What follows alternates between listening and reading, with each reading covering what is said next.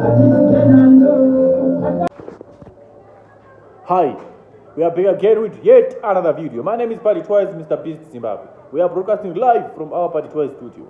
Pano Vari Twice tokudzana nyaya dzese dzirikuitika social media platforms ese nemasaisai ese enyika nematumana ose enyika tinge tichingwafangwafa tingwafangwafa tikuunzirai panapa paningireni paPari Twice ani saka imi musabhaita muita muchikomenda muchilike kuti bakozi kuti Pari Twice anokupai zvese saka imi chenyu kugara mune data tikati kupedza munamato sadza richiporo rispera panapa daniya boys kune chembere pane chembere boys vana vakaipa pachembere dzanetsa boys pachembere dzanetsa makamuona munhikirina mafuta acho ataiso ani makamuona boys chembere dzanetsa anoektichi nikuekta porn boys